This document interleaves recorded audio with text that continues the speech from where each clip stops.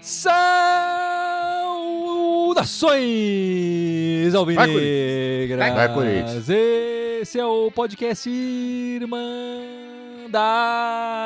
Corintiana número 410, também conhecido como 410. Eu sou o Guilherme. Nenhum membro da Irmandade saiu para a data FIFA. Estão todos aqui presentes. A Ana, o Gibson e o Dudu. Tudo bem com vocês? O que vocês acham dessa data FIFA?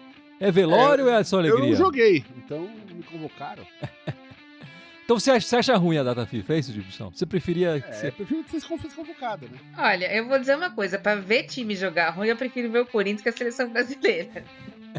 Então, jogo ruim pro jogo ruim, eu prefiro ver o do Corinthians. Porque um a gente sofre por amor, né? O outro é por terror. Exato, o outro a gente tá vendo ali, era só, a gente via só pra diversão, mas nem isso mais, então a data FIFA é horrorosa. Mas o Dudu gosta do trabalho do Dorival, tenho certeza que o Dudu é fã do trabalho. Dorival pra mim não é técnico de seleção. Então deixa ele lá, continua não convocando os nossos jogadores, que tá ótimo. A gente ganha uma folguinha aí e tudo, que pra continuar o que ele tá fazendo não vai longe também.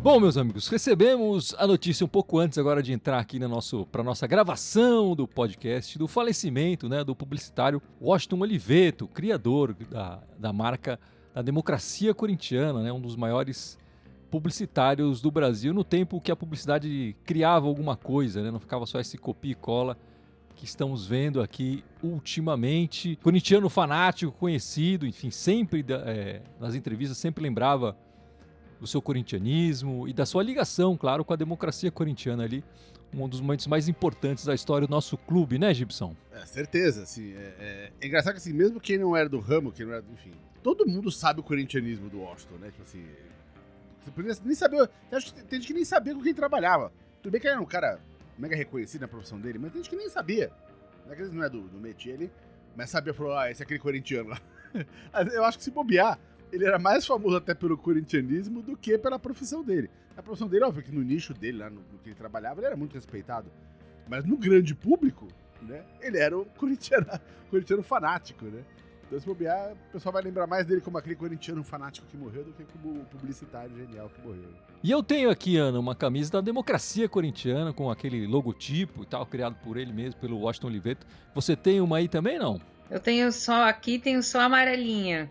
Aquela do Corinthians amarelinha, que é em homenagem à democracia corintiana. Mas a da democracia mesmo você não tem. Não, eu também. Eu tenho uma do Sócrates aqui, com o punho erguido, né? Que é o símbolo também da democracia pra gente. E, né, lamentar só um pouco antes, pelo grande publicitário que ele foi, corintianismo dele, né? Todo mundo conhece. A própria Gaviões da Fiel, né? Homenageou ele em 2013 no Samba Enredo, quando falou da publicidade. Ou seja, muito, muito querido ele, uma pena, sentimentos aí pra família, mas enfim, acho que ele deixou um legado importante e ele será sempre lembrado. E o Juca fez um texto muito bonito, acho que tá na UOL, eu tava lendo agora há pouco, e ele chamou atenção pra um fato, né? Ele falou, que o Washington Oliveto sempre falou a vida inteira dele que um dos dias mais felizes da vida dele foi quando o Corinthians saiu da fila em 77, né? E hoje tá fazendo exatamente 47 anos, ele morreu no dia que tá fazendo exatamente 47 anos da final de 77. Coincidências do futebol. Não foi que nem igual a cara do Sócrates que falou que queria morrer num domingo com esse campeão, porque aquilo lá nunca mais na história vai acontecer outra daquela, né? Mas enfim, o cara morreu numa data que lembra uma coisa que ele adorava.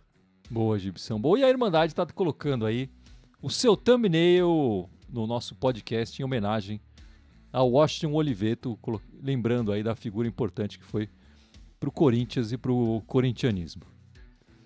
Bom, falando do futebol, o masculino não jogou hoje, né? Aquela coisa da data FIFA, mas o feminino jogou, né, Ana? Vamos começar falando do feminino, depois a gente fala das agruras do masculino, que o masculino tem pela frente aí. Como é que foram as meninas na Libertadores? Foi tudo tranquilo. A gente tinha, até no podcast passado, a gente tinha os 2 primeiros jogos, né? Um empate e uma vitória contra o Adfem. Essa semana nós tivemos mais 2 vitórias. Uma vitória contra 2 times paraguaios, né? A gente jogou primeiro contra o Libertad do Paraguai, que foi um jogo mais difícil do que a gente imaginava, mas acabou que as Brabas venceram por 3-1, ficou um tempo um empate, e aí se o Libertad fizesse mais um gol, não classificava, mas isso aí era mais coisa do narrador, porque a gente sabia que isso não ia acontecer, né? Depois disso, nós nos classificamos em primeiro pro mata-mata, né? Oficialmente no mata-mata. Então, ontem teve os jogos da quartas de final, contra o Olímpia, também do Paraguai, num campo que acho que o campo de que o time de Várzea joga aqui no meu bairro é melhor do que o campo que eles jogaram ontem, né?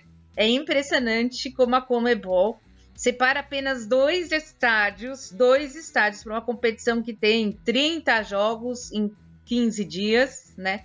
É óbvio que isso não vai dar certo e um deles alaga ainda, né? E agora o outro campo, obviamente, vai sentir mais ainda, porque todos os jogos estão sendo nesse campo, né?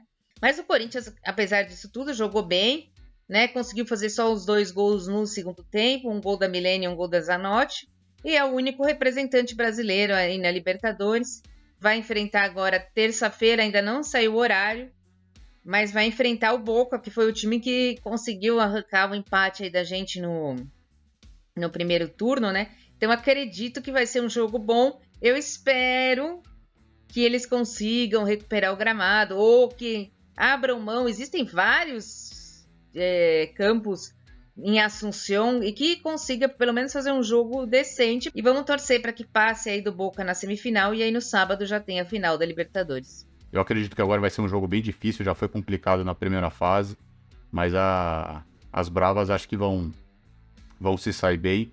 Eu fico só com esse parecer da Ana também, tomar cuidado aí com o gramado, porque o Corinthians tem um futebol mais bonito, tem um jogo mais coletivo, né? E um campo cheio de pasto é mais complicado, favorece muito o time argentino, porque também, apesar, né, do futebol feminino do Boca não ser tão ainda forte, mas a catimba delas é forte, a gente espera que as meninas não caiam nessa, porque vale muito. Imagina chegar mais uma final de Libertadores seguida, vai ser muito bom para elas e, óbvio, pro Corinthians. Comentários aqui, o ACGF nunca ganhamos, no feminino nunca ganhamos do Boca, é isso? Eu não sei se na história nunca ganhou. Na história recente, não me lembro da gente ganhando do Boca. Foram uma derrota e um empate, mas pode ser que antes, quando era Corinthians Audax, talvez tenha ganho. Mas isso aí não significa nada, né? Sempre tem uma primeira vez das coisas. E, na verdade, também pode passar nos penais, empatando e nas penalidades, como o Pode, Boca Juniors chegou nessa semifinal, empatando também e ganhando nas penalidades. Ô Gui, aproveitando o futebol feminino, realmente, o Corinthians nunca ganhou do Boca, né? Foram 2 jogos, o 2-1 nas quartas de final da Libertadores em 22 para o Boca e agora o 0-0, ou seja, tá na hora de cair esse tabu. Boa, Dudu, aí a informação completa aqui na Irmandade. Bom, as brabas aí no feminino e estamos nessa data FIFA com o masculino. E Dudu, como foram os nossos convocados? Não tivemos nenhum brasileiro convocado, mas as outras seleções tinham jogadores corintianos disputando aí as eliminatórias. Como eles foram? Então o Corinthians teve o Romero, o Félix Torres e o Martínez convocados.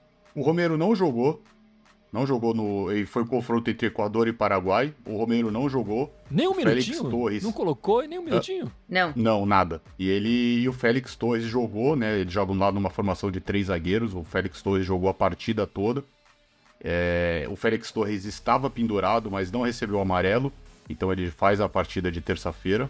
Já o Martínez jogou a partida praticamente quase toda contra a Argentina no empate, 1-1. Ele acabou saindo aos 93 do segundo tempo, mais para segurar o empate lá tudo. Mas ele também estava pendurado e ele tomou o segundo cartão amarelo. Ou seja, ele não joga na partida de terça-feira. Volta antes, eu não sei quando que ele volta, se tava a previsão não sei se era hoje ou amanhã. Mas ele volta, então ele vai estar disponível para fazer a partida contra o Atlético Paranaense e depois do final de semana também. Ele acabou fazendo até uma boa partida, o meio de campo pegado, foi um jogo bem aguerrido contra a Argentina. Ele acabou tomando cartão amarelo num lance comum para ele, mas ele fez uma boa partida, não comprometeu no meio de campo lá da Venezuela.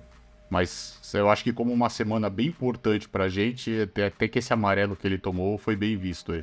Pois é, Ana, a gente estava preocupado, né, no podcast anterior com a contusão do Rian, e aí você falou, vai ter que usar o Raniel, agora não, o Martínez está de volta aí, o amarelinho lá na Venezuela ajudou a gente, né? Eu tava na academia no horário desse jogo e tava passando Bolívia e Colômbia, E do lado tava passando a Argentina e coisa. Eu só até falei, não quero saber nem quem fez gol, só quero saber quem vai tomar amarelo. O primeiro amarelo vai ser do Martínez. Contra o Messi, eu falei, não vai ter jeito dele não tomar esse amarelo. Já vamos comprando a passagem de volta dele aí, pra ele já jogar. E ele foi o único amarelado mesmo da Ai, seleção, tá viu, Ana? Desculpa, ele foi o único amarelado. A gente tinha certeza, não tinha, Dudu? Quando você olhou e falou, esse jogo é que o Martínez vai tomar. E nem é de propósito, é porque é o jeitão dele mesmo. Ele já chega encarando 2, 3, 4, né? Pelo menos quinta-feira ele joga, pode poupar ele domingo, né? Joga o Ranieri, mas quinta-feira tem que ser ele lá pra caçar qualquer contra-ataque que a gente possa tomar. Tá aí o Martínez, que caiu no gosto da Ana pelas butinadas aí. E a gente já tinha trazido isso, né, Dudu? Quando falou desse jogador lá atrás da contratação, que ele realmente é um jogador que leva muitos amarelos, né? E, enfim, dessa vez até ajudou a gente. Com certeza estamos precisando, né? Embora eu sei que é assunto mais pra frente, mas ele tá pendurado no brasileiro também, então vamos ver, né? Um problema por vez, de cada vez. Ele já entrou pendurado, né, Dudu?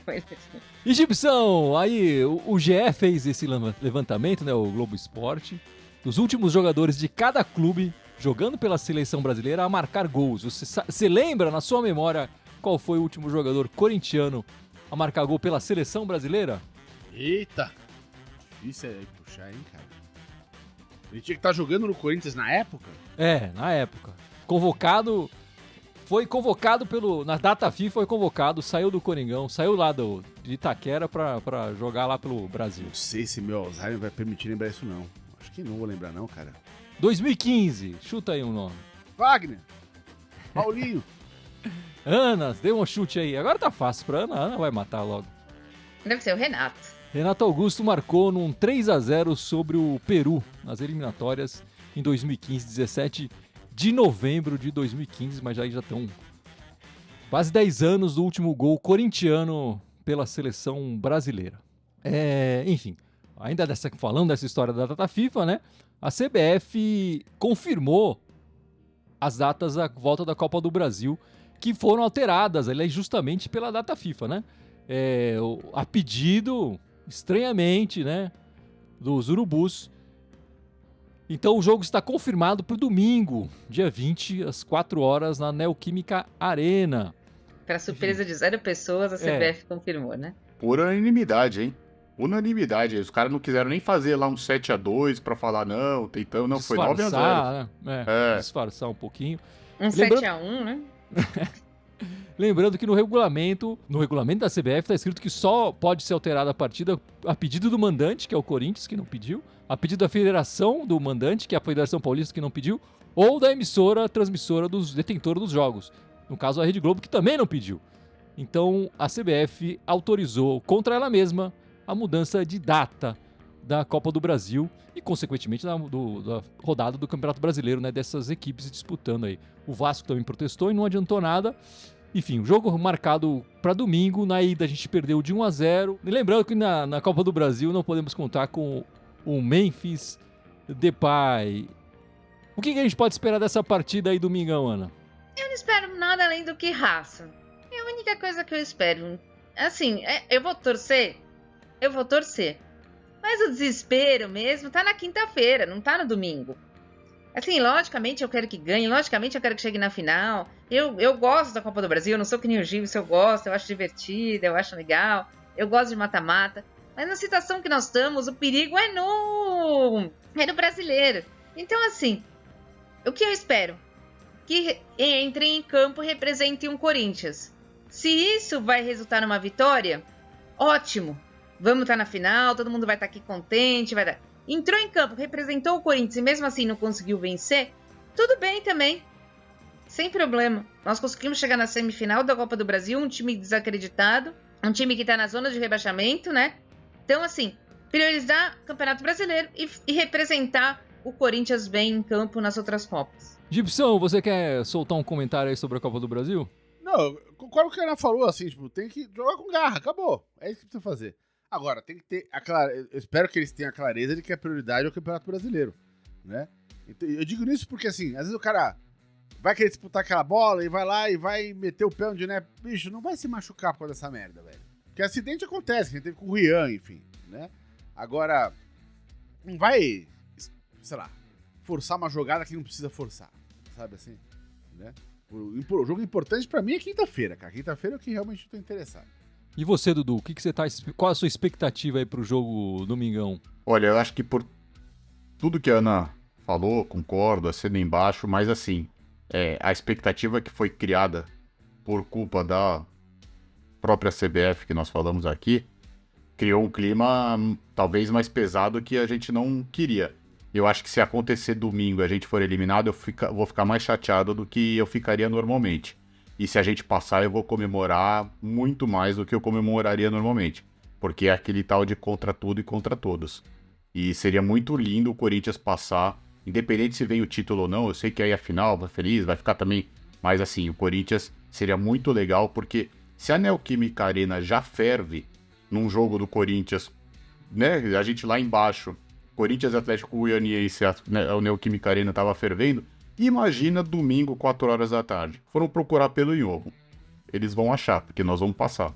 Pra mim, a gente ganha e não vai ser nem nos pênaltis. Vai passar direto o tempo normal, Dudu, é isso mesmo? Passa direto no tempo normal. Se bem que também seria lindo se a gente ganhasse 1-0 e fosse o Neneca lá. É gol do Mateuzinho e nos pênaltis o Neneca pega uns 2, 3. Né? Aí é sacanagem demais. A verdade é, meus amigos, que esse jogo de domingo importa menos, né? E qualquer felicidade que esse jogo pode trazer pela gente, com uma classificação, ou uma vitória que seja, e que não venha classificação nos penalidades, sei lá o que pode acontecer nesse jogo, mas não vai ser uma felicidade completa com o time no Z4. Essa que é a realidade, né? No Z4 do Brasileiro. O Corinthians tá sempre sofrendo com essa bola de ferro no pé, que é o Campeonato Brasileiro. A gente não consegue sair desse Z4.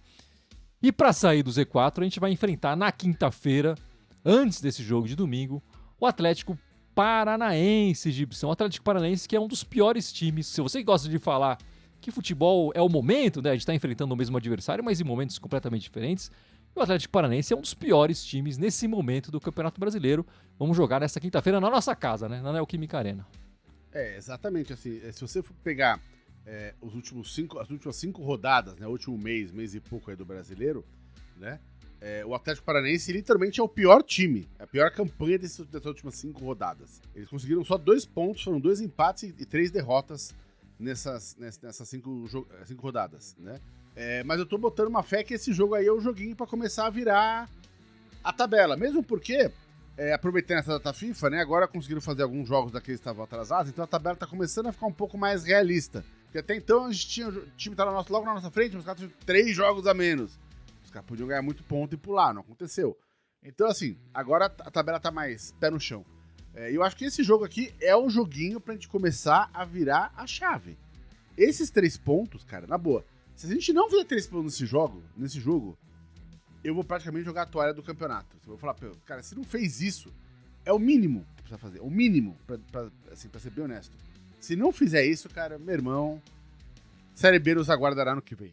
Essa é a sua expectativa também, Ana? Sim, essa é a minha expectativa. Esse é o jogo para mostrar que o Corinthians mostre por que ele tá lutando, como ele vai lutar, né? A gente já deu muita bobeada na Neoquímica Arena, já não conseguimos ganhar do Juventude, com todo o respeito do Juventude, mas com 2 a menos. No último jogo, tomamos um gol ridículo aos 49. Então, assim, se não ganhar esse jogo, a gente vai estar realmente mostrando que nós estamos indo para a Série B, infelizmente. E que não vai ter muito mais solução que isso, porque a gente não vai acreditar muito mais numa virada sem ser com jogos em casa. Vamos acreditar que vamos ganhar todos os jogos fora, vai ser mais difícil. Então, assim, ganhando esse jogo, é certeza de que não vai cair? Não, não é certeza de que não vai cair. Mas é um passo para dizer, olha, estamos no caminho certo, nós não vamos cair. Mas eu vejo o Corinthians bem. O Corinthians a gente teve, sim, felicidade nesses jogos que a Ana falou, mas me pegando mais pelo último jogo que foi contra o Inter. Como o Gibson falou, acho que o melhor adversário para enfrentar agora é o Atlético Paranaense. É que pela situação ele ainda tem 2 jogos a menos, mas se o Corinthians ganhar do Atlético, passa o Atlético em pontos, afunda ainda mais eles nessa situação. Se demonstrar o que fez o jogo contra o Inter, aí vai ganhar e acho que ganha de uma certa maneira uma tranquilidade. E eu acho que também não pode entrar muito nessa de se preocupar, sabe? Se o cara tá pendurado, não. O Corinthians tem ganhado do Atlético. Não importa se a gente perder jogador pendurado a próxima partida, A gente tem alguns pendurados, alguns jogadores importantes, mas assim, tem ganhado o Atlético. Ganhou do Atlético, ótimo, a gente pensa na próxima. Mas tem que ganhar do Atlético. E lembrando o jogo do primeiro turno, a gente empatou, né? O jogo foi 1-1, um jogo fora de casa, né? O gol foi do Kaká, a favor, né? O Kaká, a gente sempre precisa fazer essa observação. E olha só como a escalação do Corinthians mudou e muito, né? Depois de um turno do Campeonato Brasileiro, né? O Corinthians naquele jogo foi escalado com o Donelli, Léo Maná, Kaká, Caetano e Hugo na esquerda. Ranieri, Bidon e Garro. Na frente era o Mosquito, Wesley e o bonecão de posto, Pedro Raul. Olha só como mudou muito o Corinthians, especialmente na janela lá do meio do ano, né? Então o Corinthians mudou, o time dele está mal e a gente precisa fazer esse resultado. É o jogo da semana, sem dúvida nenhuma. Bom, meus amigos, e a gente está aproveitando essa data FIFA sem jogos, né? E sem muitos escândalos aí do Coringão, vamos falar dos direitos de TV. Eu estava querendo falar disso faz muito tempo, mas enfim. O Corinthians fechou lá atrás, né, como a gente comentou aqui, tá todo mundo já sabendo, com a Liga Forte União, em detrimento da Libra, né? A Libra fechou com a Rede Globo e tá tudo certo lá, tá tudo resolvido. Os clubes que fecharam com a Libra, as transmissões são todas pelo Grupo Globo, TV aberta, TV fechada e pay-per-view, né? Já na Liga Forte União ainda estão rolando as negociações, né? Na TV aberta, Liga Forte União fechou com a Record, pela internet, né, fechou com o YouTube. O YouTube, por sua vez, repassou os direitos de transmissão para a Cazé TV. Então os jogos... E são os mesmos jogos, né? São 38 jogos, um por rodada. A Record e agora a Cazé TV, né, vão transmitir as mesmas partidas. Então o mesmo jogo que vai estar passando na Record vai estar passando no YouTube pela Cazé TV. Pelo streaming, a Liga Forte União já fechou com a Amazon Prime. São 38 jogos ali exclusivos. Vai ser um jogo diferente do jogo da Record e do YouTube, né? Enfim, são 20 clubes na Série A, 10 jogos por rodada. Se a proporção de clubes da Libra e da Liga Forte União permanecer da mesma forma que está esse ano, é só o mandante que tem o dono, o direito de transmissão, né? Então serão 4 jogos da Libra e 6 jogos da Liga Forte União, né? A Liga Forte União fechou 2 jogos, então ainda restam 4 jogos a serem negociados.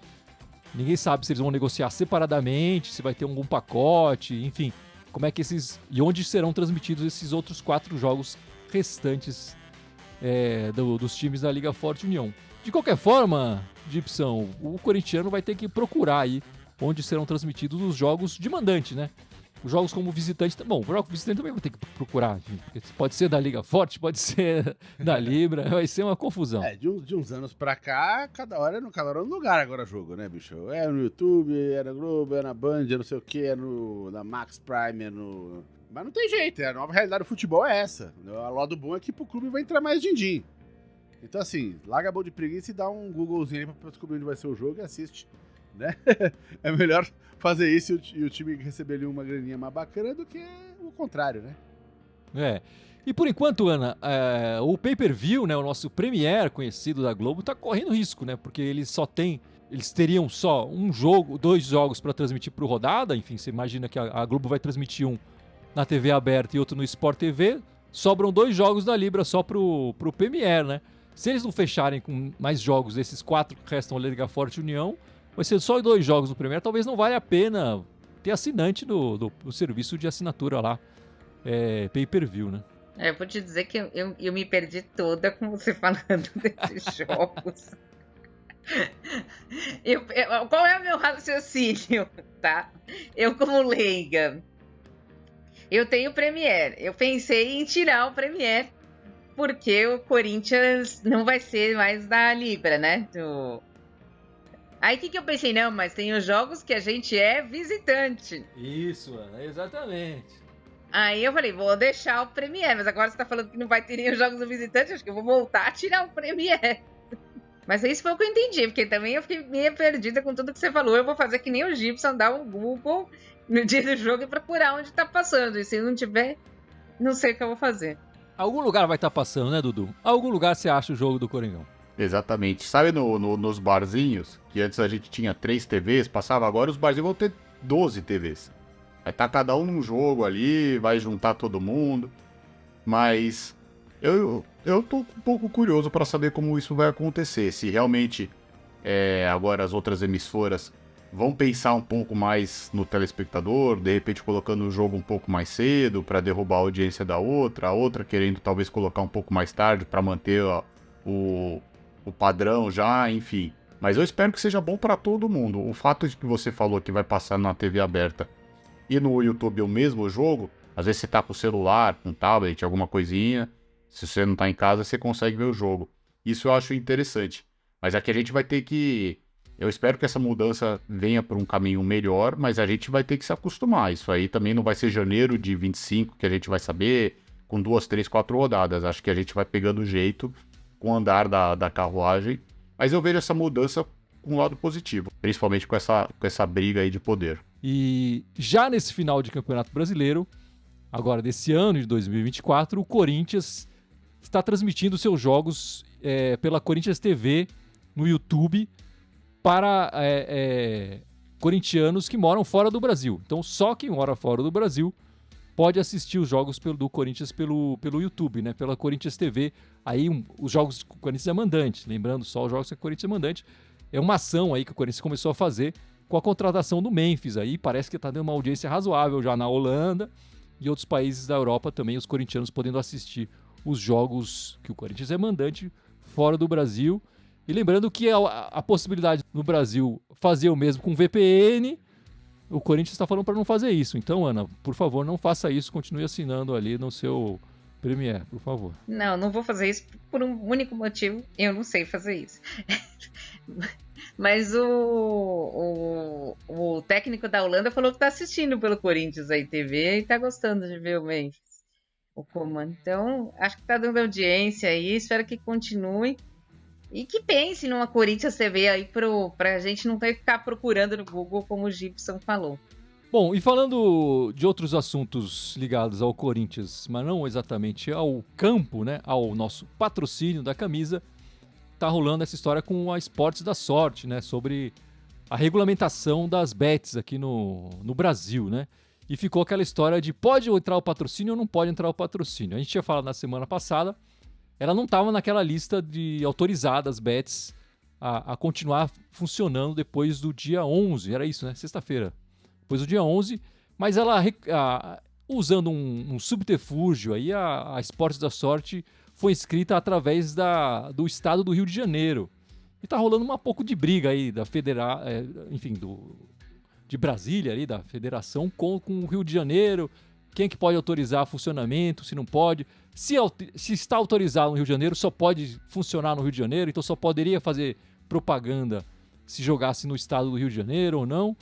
Enfim, a CBF até ameaçou a desautorizar o Corinthians a usar esporte. O Corinthians e os outros clubes patrocinados pela Esporte da Sorte, né? A usar o logo na camisa, mas no final tá liberado, Gibson. Por enquanto, a Esporte da Sorte segue liberada para patrocinar o Corinthians e os outros clubes e a funcionar no território nacional aí. Mas eu acho que ela precisa correr aí para conseguir uma autorização federal, né? Cara, como tudo aqui no Brasil é uma zona, isso não foge à regra, né? Então, é uma autorização que deram, mas que na teoria não poderia, né? Então isso me cheira, assim, aquele tipo de coisa que pode ser revogado semana que vem, sabe assim? Então, cara, assim, a situação é ruim, e é ruim pra todo mundo. É ruim pra patrocinador, é ruim pro Corinthians, é ruim, enfim, né? Tudo isso que o governo resolveu adiantar, aquele negócio do cadastro, enfim, fazer correndo, como sempre faz. A gente vai ter que aguardar as cenas do próximo capítulo, mas eu não tô muito otimista não, tô achando que isso aí logo mais vai dar encrenca. Eu ainda não consegui entender o que falta para regulamentar, porque se eles mandaram as coisas, os documentos certos, tudo, qual é o problema, né? Por que no Rio de Janeiro pode, no resto não pode, né? Para mim é tudo muito esquisito, é muito jeitinho do jeitinho que a gente não entende. Então eu acho que isso aí vai dar problema mesmo, como o Gibson falou.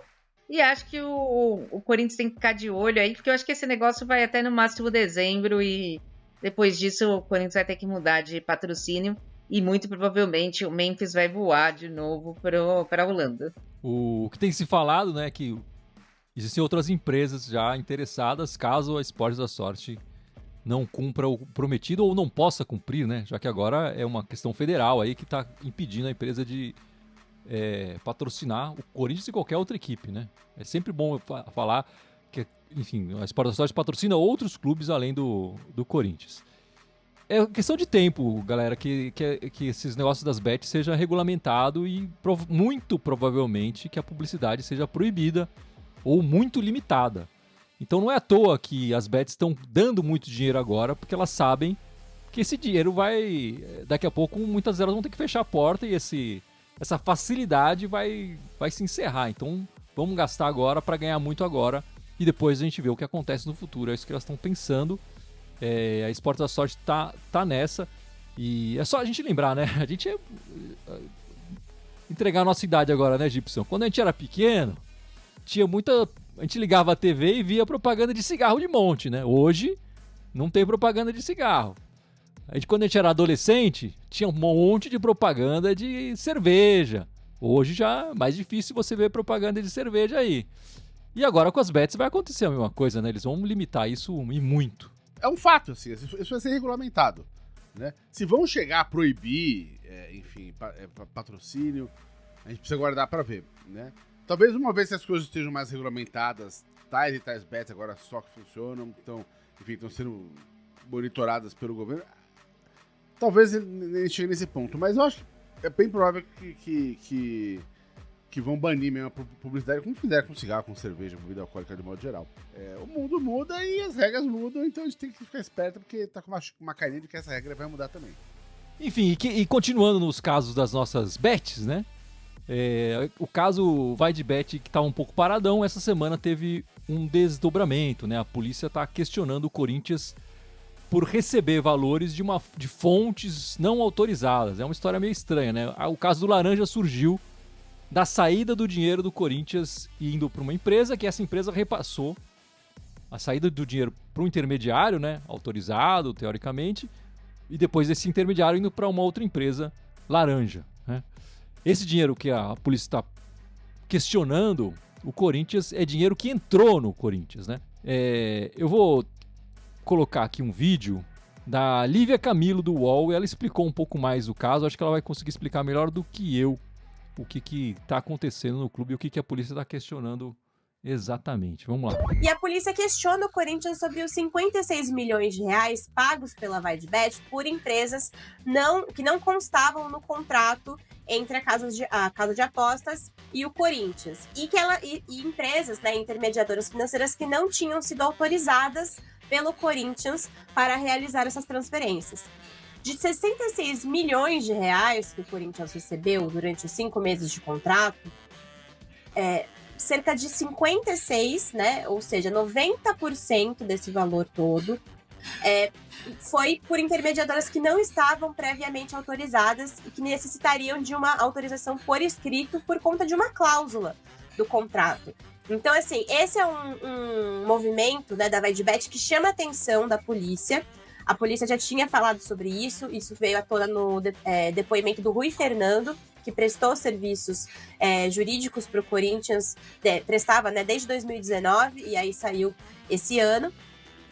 Mas esse ponto chama a atenção da polícia porque parece, assim, com outras práticas de empresas que estão envolvidas em ações de lavagem de dinheiro, precisar de intermediadoras financeiras, né, para realizar pagamentos. E aí, isso, uma fonte da polícia me disse que é uma prática que já acontece, né, em cenários de lavagem de dinheiro, e isso pode, por isso levanta essa suspeita sobre essas transações.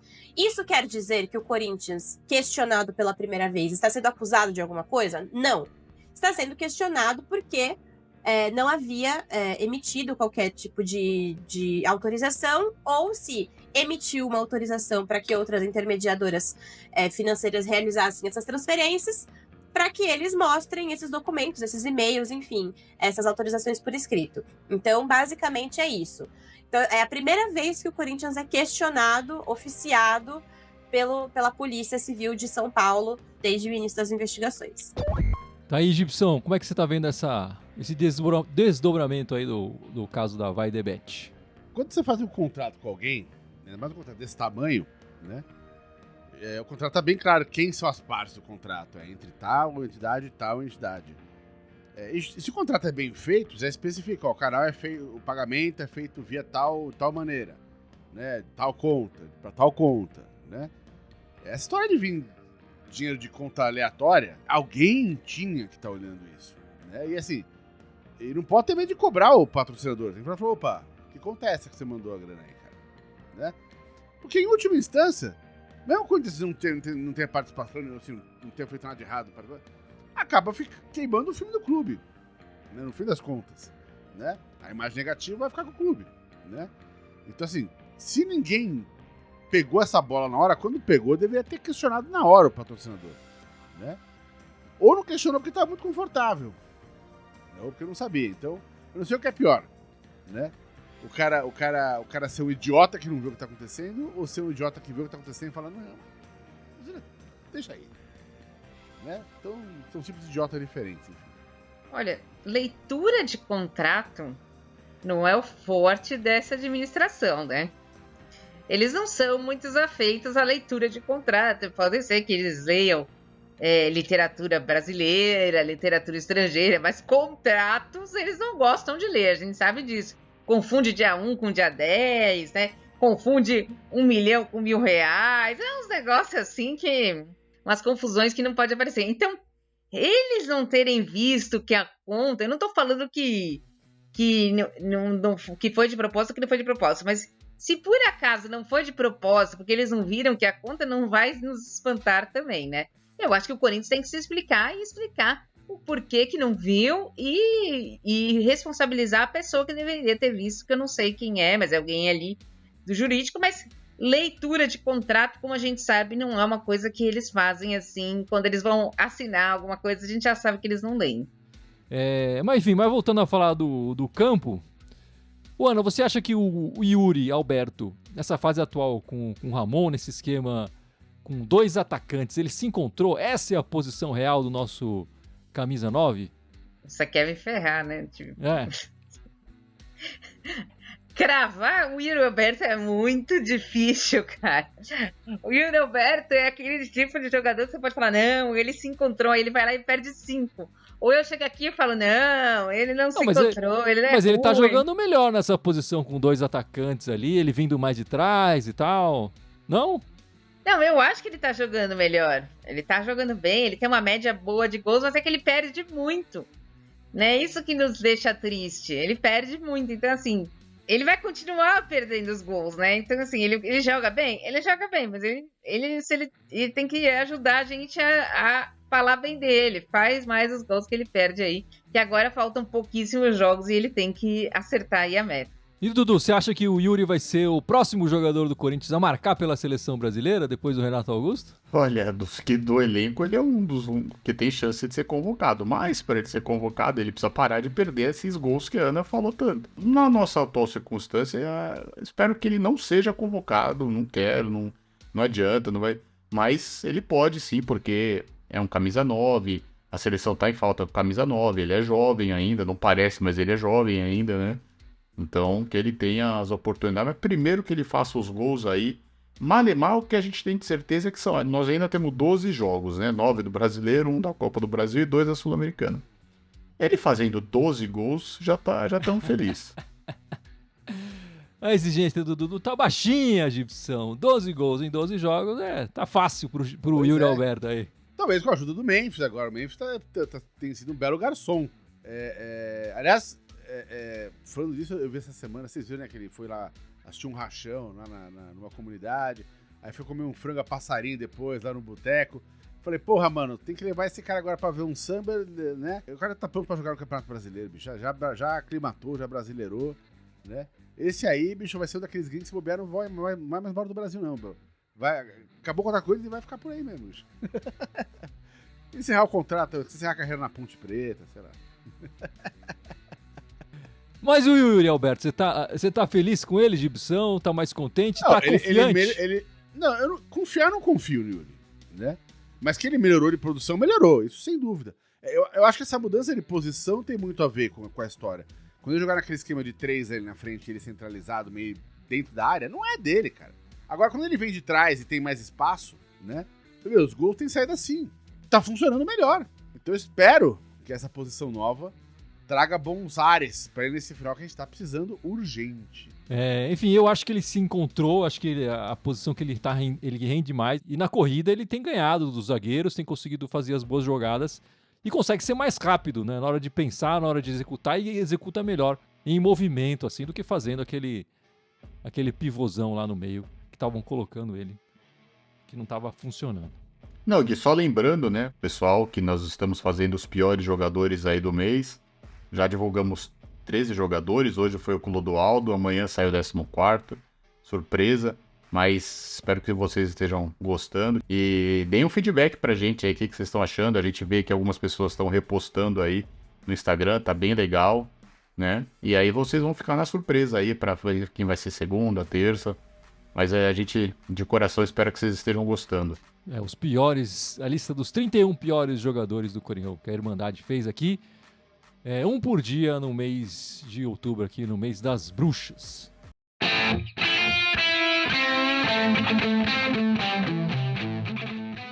Então é isso, meus amigos. Vamos encerrando esta live, encerrando este podcast 410. Mas não sem antes o Gibson lembrar as nossas redes, certo, Gibson? Bora, vamos lá. Estamos aqui ao vivo somente no YouTube, mas temos também o Instagram, o Facebook, o Twitter ou X, o Blue Sky, SoundCloud, iTunes, Deezer, Spotify, Telegram e TikTok. Todas elas Irmandade Corintiana com TH, pelo amor de Deus, escrevam certo. Só no Twitter X, que é o X ou Blue Sky, que é Irmandade Timão. É isso aí, meus amigos. Ana, estaremos de volta domingo, que horas? 7 da noite, logo depois da semifinal da Copa do Brasil, né? Vai terminar, quem sabe, com pênaltis, né? Então a gente já marca 7 da noite para dar tempo de ter os pênaltis, a gente tomar uma água, dar uma comemorada e aí sentar aqui para fazer a live. E Dudu, quer arriscar um placar aí essa semana, os dois jogos? Quinta-feira 2-0, domingo 3-0. É isso, meus amigos. Esperamos vocês na semana que vem. E vai, Corinthians! Muito obrigado. Vai, Corinthians. Vai, Corinthians!